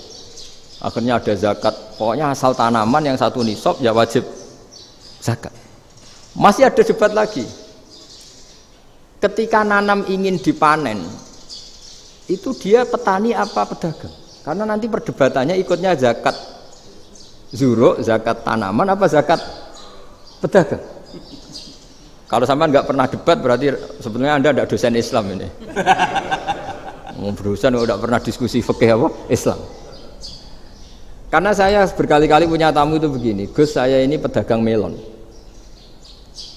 tapi dia penanam melon, jadi pedagang yang agak ingin badi banyak. Itu caranya gini Pak Rektor, saya misalnya pedagang melon, daripada saya kulak di pasar atau dari petani sudah mahal, nyewa tanah sekian hektar terus ditanami melon.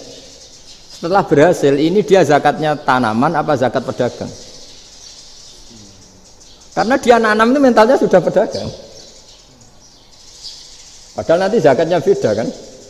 Yang 1 2,5%, yang 1 rubul usur sama nisul usur sama usur, 1/10 sama 1/20. Kalau zakatnya zuruk kan 1/10 atau 1/20. Yang 1 rubul usur, kira-kira 2,5. Saya ulang lagi ya. Jadi di era modern itu kita jadi bingung, pedagang tapi gayanya petani, petani tapi hakikatnya. Jadi gampangannya gini ya, kalau saya pedagang beras, kok saya kaya raya, itu mendingan nyewa sekian hektar untuk ditanamin beras, padi ya, daripada tengkulak, daripada beli. Akhirnya perdebatannya, ini zakatnya pakai apa? Misalnya tebu, misalnya petani tebu. Oh jelas kalau jual nanam tebu itu ingin dijual. Masa apa tiga es tebu berhektar-hektar? Lah kira-kira kalau menurut jenengan ini zakatnya zakat apa? Tijarah apa zakat tanaman? Mentalnya tijarah, mentalnya pedagang. Nah ini saya hanya mau cerita. Khilaf, kadang-kadang orang angen-angen. Khilaf itu nggak mungkin enggak. Ya sama seperti NU dan Muhammadiyah selalu khilaf awal Ramadan. Itu memang nggak bisa nggak khilaf. Misalnya begini, saya beri contoh ya. Karena kadang yang khilaf juga nggak pernah belajar. Lucu kan? Tak beri contoh ya. 2001 itu abad keberapa coba? Tahun 2001. Abad 21 abad 20? Abad 21. Jadi meskipun terpaut 1 tahun, padahal abad itu 100 tahun. Nah, pikirannya orang-orang Muhammadiyah seperti itu. Hilal kalau sudah melewati garis ufuk, meskipun setengah derajat atau 1 derajat itu sudah ikut bulan berikutnya, sehingga ya sudah meskipun sekian derajat sudah dianggap Ramadan. Nah pikirannya orang NU enggak, harus ru'yah bil fi'li. Itu sebetulnya lagi-lagi sebenarnya enggak masalah NU dan Muhammadiyah, itu di kitab-kitab ya seperti itu. Kita ini enggak biasa goblok ya, artinya kita yang keluarga kiai tahunya kunut mazhab Hanafi, enggak kunut mazhab Syafi'i, tapi tahu-tahu ini mazhab NU, ini mazhab itu. Aneh itu menurut kita ini anggap apa? Mana ada Muhammadiyah jadi mustahid, mana ada NU jadi mustahid. Jadi sebetulnya orang tahu semua lah kalau Abu Hanifah itu tidak kunut, Imam Syafi'i itu kunut. Imam Syafi'i pernah main di masjidnya Abu Hanifah ya tidak kunut, ditanya kenapa tidak kunut? Jenengan itu presiden kunut, tidak sanggup mati Abu Hanifah. Dulu dia biasa aja. Sekarang geger, ya karena tidak punya kegiatan. Sebenarnya itu nggak masalah, mulai dulu biasa. Saya teruskan ya. Nah, menurut mayoritas ulama nunggu ru'yah bil fi'li. Ru'yah bil fi'li itu gini. Mata telanjang bisa melihat, karena agama ini menggantungkan perintah itu sama melihat. Kalau kamu tidak melihat itu bagaimana kena hukum? Ibarat gini, Pak Rektor datang ke rumah saya, tapi saya nggak tahu. Kena nggak saya hukum harus menghormati? Dia datang nggak sembunyi-sembunyi. Saya kena hukum harus menghormati ya kalau melihat, kalau enggak ya enggak. Tapi Pak Rektor tetap bilang Itu tapi saya hakikatnya datang, jadi saya datang itu. Itu kan ribet. Akhirnya ya sudah itu nggak ada khilaf sampai mati ada khilaf karena yang satu menggantungkan hukum itu digantungkan sama tahu. Kalau tidak tahu ya, misalnya baju saya ini hakikatnya ada najis, pas sholat saya tidak tahu, sholat saya sah apa tidak? Sah. Karena hakikatnya, ya memang saya tidak tahu. Tapi hakikatnya ada najis apa enggak? Ada. Ya sudah itu sama-sama masuk akal. Ada lagi khilaf yang senam otak. Fasyamu salasati ayamin fil haji wa sab'atin idza raja'tum. Singkat cerita ada satu pelanggaran haji yang kata Allah kafarohnya itu puasa 3 hari sama 7 ketika kamu pulang, idza raja'tum, ketika kamu pulang. Dalam mazhab Syafi'i yang namanya pulang itu yang haji sudah sampai rumah. Di mana-mana pulang itu ya sampai rumah. Dalam mazhab Abu Hanifah enggak, ketika orang sudah balik kanan dari Arab Saudi, dari Mekah, ya namanya sudah pulang. Misalnya gini, ini Pak Rektor pamit saya, Pak Haris. Gus, Pak Haris mana? Ya sudah pulang kata saya, padahal sampai pandangan sampai depan. Tapi bagi keluarganya belum pulang. Lah lalu idza raja'tum ketika pulang itu bahasanya siapa? Bahasa istrinya apa bahasa yang ditamoni? Kamu ditamoni orang, terus kamu tamunya mana? Sudah pulang. Tapi tanyakan istrinya, belum pulang. Jadi khilaf-khilaf gini kok jadi geger itu kan goblok banget maksud saya itu. Jadi biasa, gini itu biasa. Jadi ya karena memang ini bukan masalah akidah, ini masalah furu'iyah, masalah fikih itu masalah furu'iyah. Mau tidak mau harus beda. Misalnya di sholat juga gitu. Wa ayyuqu'udin qu'adal musolli sokhat sholatu.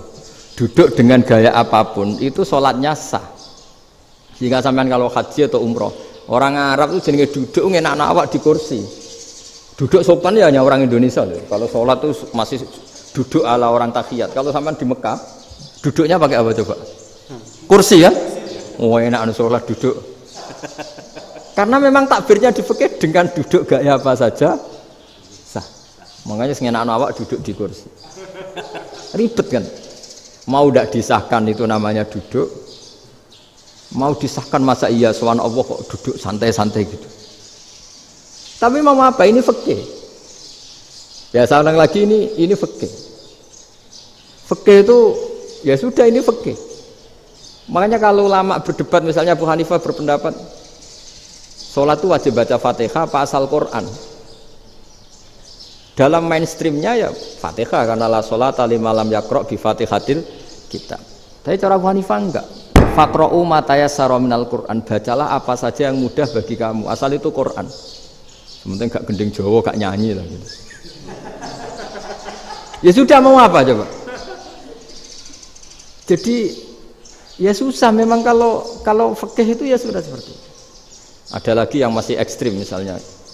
Yang namanya menyembelih hewan itu gimana coba? Dari hidup ke mati, apa pasti mati disembelih? Cara mazhab Imam Syafi'i yang namanya menyembelih itu penyembelian harus menjadi sebab kematian. Itu yang sah. Seorang lagi penyembelian menjadi sebab kematian yang syar'i. Sehingga beliau mensyaratkan hewan yang disembelih ini masih punya hayatun mustaqirrah, punya kehidupan yang normal. Sehingga kalau nggak disembelih ya hidup. Sehingga kalau ada hewan ketabrak truk kejet-kejet, mesti mati nih buat sembelih. Itu nggak sah karena nggak usah disembelih ya wes mati kan. Karena ini hanya nunggu koordinasi Israel kan, dia kejet-kejet itu kan prosedur itu. Tapi tidak disembelih pun mati. Tapi cara mazhab Malik enggak. Pokoknya anggere jek duwe nyawa jenenge kewan urip. Dengan kamu sembelih berarti matine mergo mbok sembelih. Meskipun nanti ya enggak usah disembelih ya mati. Coba hitung secara ilmu matematika. Kalau enggak disembelih hidupnya 5 menit. Gara-gara kamu sembelih hidupnya langsung mati. Terus dia matinya cara di persidangan matinya disebabkan apa? Disebabkan disembelih apa kecelakaan? Loh, ya debat toh kamu. Sama-sama UMM aja debat.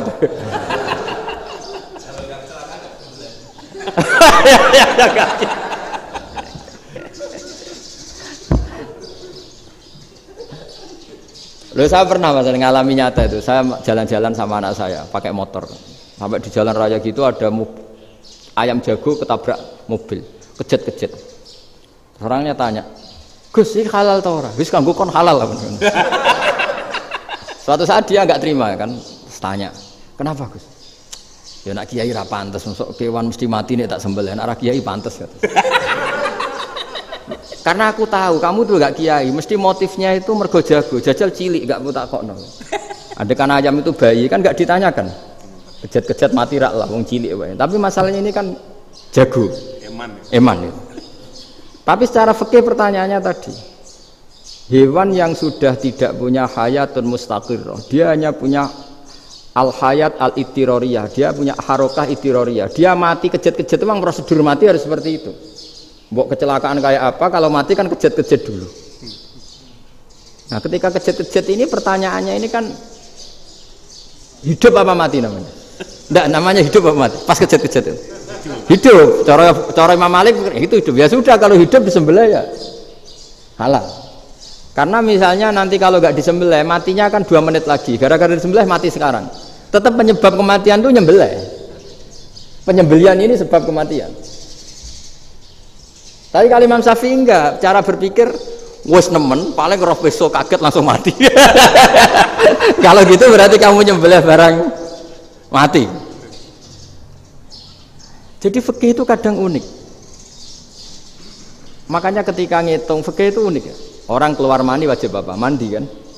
Terus Imam Syafi'i ditanya, kenapa kalau orang kelahiran juga harus mandi? Namanya nifas. Fa innal walada waliyun munakidun. Ya, anak ya mani yang menggumpal. Bedanya apa anak dengan mani itu? Jadi fikih itu kadang lucu, di rungok-rungokno tenan juga lucu. Keluar mani wajib mandi. Berarti kalau keluar anak ya wajib mandi karena hakikatnya anak adalah mani yang mengkristal. Susi ono sudah didosan macam-macam itu kan hakikatnya mani. Itu fikih. Nah, terus ditanya, kenapa kalau lahir langsung mati tidak wajib disolati? Ya jawabannya Mas Syafi'i lucu. Di mana-mana sholat tuh nyolati mayit. Yang namanya mayit itu pernah hidup terus mati. Kalau itu ndak mayit ya sudah. Jadi kadang, nah iya kan disebut sholat mayit. Yang namanya mayit itu apa? Pernah hidup. Nah ini kan ndak pernah hidup. Maka ya sudah seperti itu. Jadi nggak khilaf itu ndak mungkin. Nah kalau qit'atul lahmin, kalau hanya potongan daging, mungkin wah itu tidak manusia karena qit'atul lahmin. Sekarang pertanyaannya, kalau sudah berbentuk manusia meskipun tidak pernah hidup, nah ini mulai perdebatan karena melihat tidak pernah hidup itu nggak memenuhi syarat, tapi melihat ini sudah suratu adamiyin, bentuknya sudah.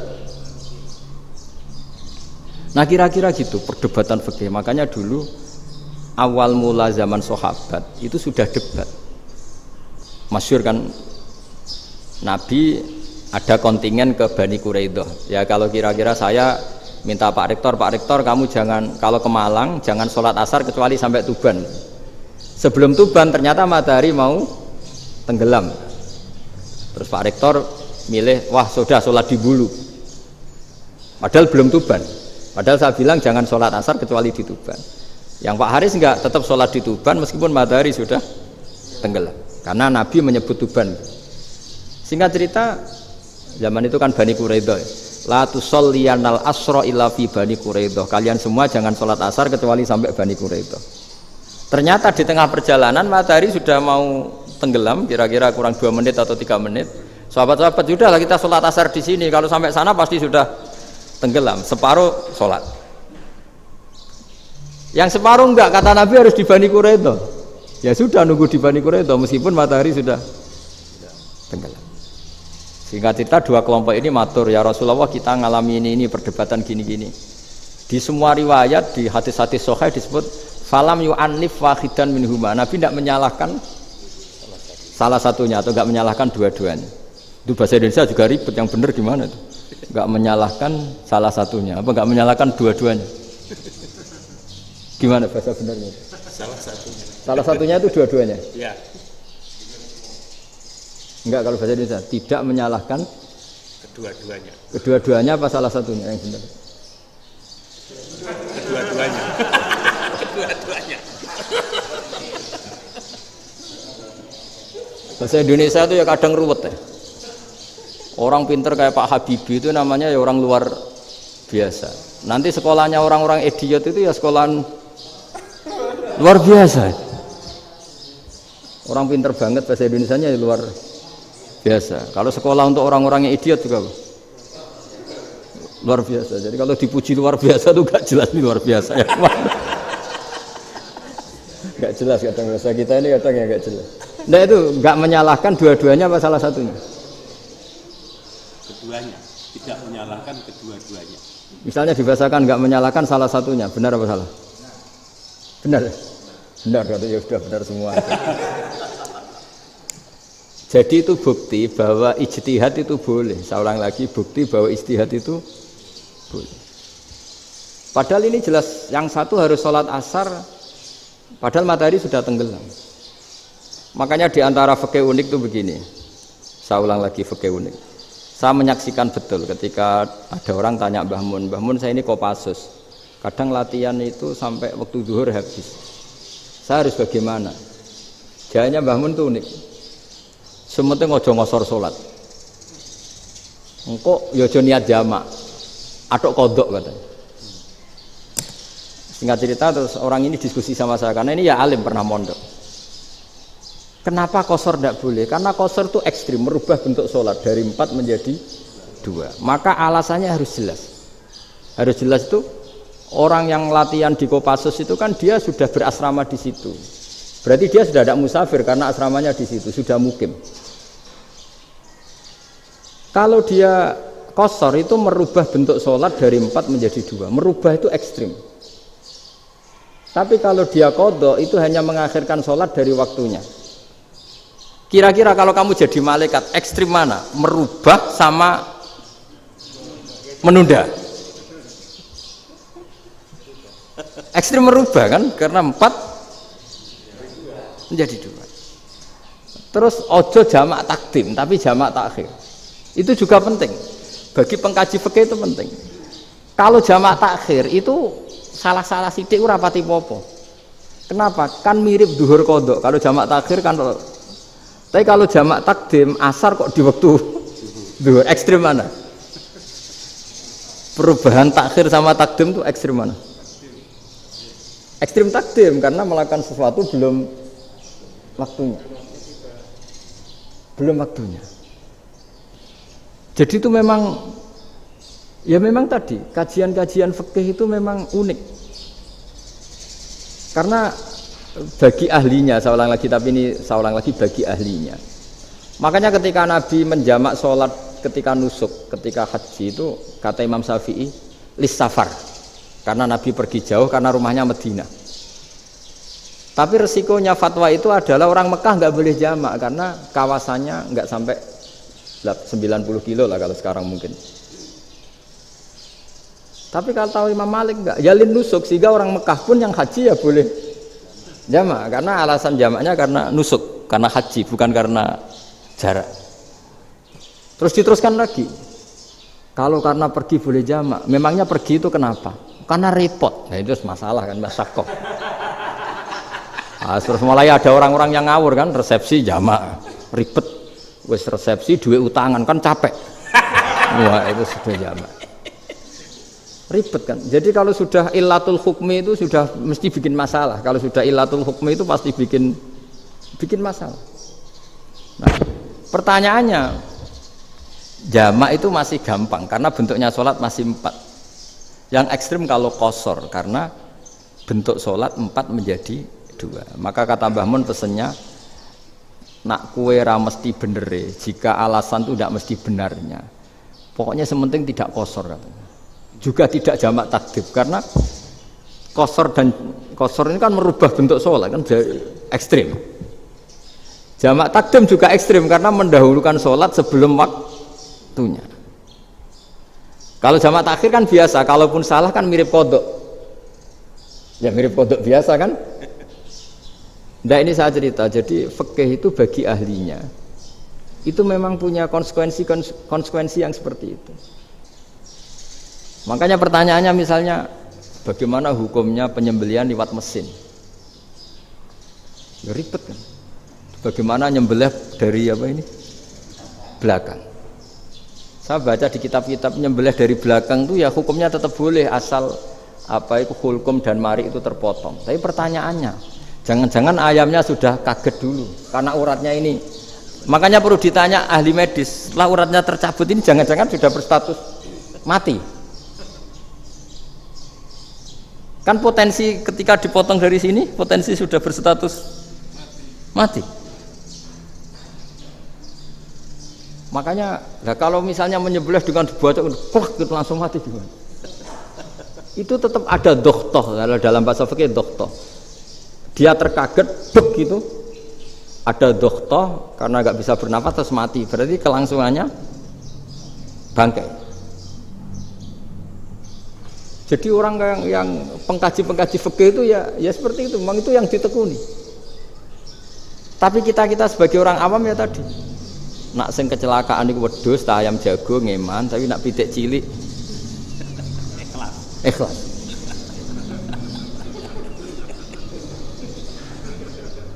Makanya ada pertanyaan orang-orang, saya pernah ditanya itu ya bingung tenan. Gus, kalau ada orang mati oplosan misalnya, jenengan datang sholat enggak? Ya datang sholat kan, dia orang mukmin, saya tetap sholat. Kenapa? Ya kan matinya oplosan. Tapi andekan tokoh yang mati, kamu sholat enggak? Ya sholat kan dia tokoh. Jadi ribet. Fikih itu ribet. Makanya Imam Nawawi nanti ngendikan gini. Ada orang ngundang Nabi, ya Rasulullah, saya mohon nyolati ini. Nabi tanya, punya utang enggak? Punya. Nabi, saya enggak mau nyolati mayit yang punya utang. Terus ada sahabat datang, ya Rasulullah, utang itu tak ambil alih kami. Berarti dia sudah tidak punya utang. Terus Nabi kerso nyolati. Pertanyaannya, utang itu hal yang boleh. Saya ulangi, utang itu hal yang boleh. Tapi kenapa Nabi se-ekstrim itu? Tapi ketika Nabi mau kondur itu ngendikan gini, ini PR ya bagi UMM ini PR ya. Nabi sebelum kondur bilang gini, sallu ala sahibikum. Jong saya tidak nyolati ini, tapi tolong ini disolati. Terus kata Imam Nawawi, dianalogikan atau dikiaskan siapapun pelaku dosa besar atau mati dalam keadaan tidak benar, misalnya pas dugem mati, pas oplosan mati, itu sebaiknya tokoh-tokoh itu enggak nyolati karena nanti dianggap penghormatan. Misalnya ketua PP Muhammadiyah rektor nyolati wong mati oplosan, kan keren. Mati oplosan disolati rektor. Ya sudah, tapi kalau nggak disolati nanti ada tradisi yang keliru, yaitu janazatul muslim tidak ngalami disolati. Padahal siapapun yang muslim, janazahnya harus disolati. Makanya setengah-tengah, ya rasa rektor lah, bu satpam, bu satpam, kudu tetap ada yang sholat gitu. Itu kata Imam Nawawi. Jadi ketika ada orang mati nggak benar, itu sebaiknya tokoh-tokohnya nggak ikut nyolati, tapi awamun nas, orang kebanyakan ikut sholat. Jadi fikih itu agak jelimet karena tadi ketika tokoh ini nyolati, pertanyaannya bedanya apa mbek sing mati ning masjid mbek mati oplosan? Karena sama-sama semua orang nyolati, kan tidak ada sanksi sosial itu. Tapi ketika enggak disolatkan sama sekali, wah lebih parah lagi, ini ada janazatul muslim tidak disolati. Sehingga kata Imam Nawawi, ini hebatnya Nabi tengah-tengah. Jadi Nabi kundur, jong saya tidak nyolati tapi sallu ala sahibikum. Ya tapi ini kamu harus nyolati. Kata Imam Nawawi, orang yang mati bunuh diri, orang yang mati oplosan, orang mati secara enggak benar itu asal dia muslim tetap wajib disolati karena sholat ini hakul muslim.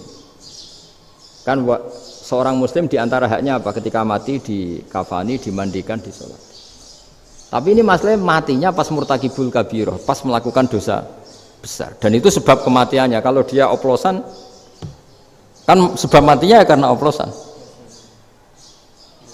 ya kan terus ribet mau disolati oleh, apalagi misalnya kita ketua ulama udah terkenal wali, wah keren mati oplosan itu disolati wali, kan ribet kan. Nanti yang repot malaikatnya itu ya, ini yang nggak kata bahaya. Saya pernah baca kitab itu yang repot malaikatnya. Itu ada yang bilang gini, orang yang punya hutang itu pasti nanti hisabnya berat. diaudit malaikat sampai bisa nyaur utangnya. Sementara malaikat kena konstitusi, kalau Nabi mendoakan harus mustajab. Ini kan ada dua hukum yang berlawanan. Sekali Nabi berdoa, Allahumma ighfir lahu warhamhu, itu harus dituruti malaikat. Enggak boleh doanya Nabi enggak dituruti malaikat. Sementara aturan Islam juga harus dituruti, bahwa orang yang punya utang harus tersandra oleh utangnya. Tapi nak sing dunia Pak Haris kan, enggak tekno. Enggak ngefek gitu. Jadi misalnya Pak Haris donga sampai nangis Allahumma ighfir lahu kan enggak ngefek. Malaikat enggak itu, enggak sudah lah Ustaz. Tapi kalau Nabi yang berdoa kan harus dituruti, ini masalahnya kan itu. Nah kalau diturutin berarti hutangnya harus bebas. Padahal secara aturan harus tersandra karena punya hutang. Nah, nanti sama kalau yang mati oplosan ini yang doain wali, kok wali sampai Allahumma ighfir lahu. Doanya wali kan harus terkabul. Sementara secara hukum dia harus kena sanksi karena oplosan tadi. Daripada ngerepotno malaikat, sudahlah wali-wali ini tidak usah ikut nyolatin, yang nyolati ya orang-orang nggak jelas ini, sehingga kan malaikat kan santai aja kalau mau nyiksa. Loh tapi kan sudah didoain, nggak ngefek. Karena doanya orang-orang nggak penting. Itu ada tuh di sarah Muslim itu. Di sarah Muslim di bab ketika Nabi ngintikan babu qauli Rasulillah sallallahu alaihi wasallam sallu ala sahibikum. Jadi belajar fikih itu asik ya. Karena tadi harus dipelajari. Kalau enggak, ilmu ini hilang. Terus nanti takutnya lagi ilmu fikih itu direduksi sosial. Terus misalnya gini, pepe wong cilik wae kiai-kiai ra gelem nyolati. Orang melihatnya ini karena yang oplosan wong cilik om larat ra disolati. Jajal bupati ya disolati, mergo amplopnya gede-gede. Kan terus ruwet kalau dianalisis gitu kan ruwet. Makanya kenapa saya harus ngomong fikih supaya semuanya itu enggak didudukkan urusan sosial itu. Nah kalau semuanya didudukkan sosial kan sentimennya sentimen sosial, ribet. Padahal yang sering mati oplosan itu kan ngomong cilik gitu loh, karena tadi kalau wong sugih kan pakai whisky yang mahal yang insya Allah tidak mati kan gitu. Yang mati kan ya mergo Pertos macam-macam itu kan. Artinya ini kalau nggak diterangkan secara fikih, kiai-kiai yang nggak datang dikira masalah sosial kan. PP salam tempel era gede terus enggak datang kan terus jadi ribet. Ya makanya ini apa lewat pengajian ini supaya sampean lebih tahu ya bahwa khazanah Islam ini kata beberapa ulama kafatal linnas, maknanya semuanya, sehingga Allah akan mentakdirkan kajian Islam akan ada di seluruh dunia. Jadi kenapa IAIN marak di Indonesia, UMM, Universitas NU banyak, karena agama ini kafatal linnas, tidak miliknya orang Arab tapi milik semua. Orang alimnya juga gitu. Ketika ada liga alim seluruh dunia, itu orang Indonesia, orang Afrika, ya selalu ada orang alim yang kelas dunia. Seperti dulu ada Imam Bukhari, itu as-sakhul kutub ba'da kitabillah. Kitab terbaik setelah Quran itu Bukhari. Padahal dikarang oleh orang Uzbek. Kata siapa? Islam As-Sobyan, orang Arab ngakui kalau kitab paling sahih itu Bukhari. Mekah Madinah pun ngakui kalau kitab paling sahih Bukhari. Padahal pengarangnya ada orang Arab. Orang mana? Uzbek. Imam Ghazali yang diakui seluruh dunia itu Atus itu ikut Persia, juga bukan orang Arab, Sibawah ini orang Persia. Nah ini yang belum ada orang Malang ini, tinggal PR ini.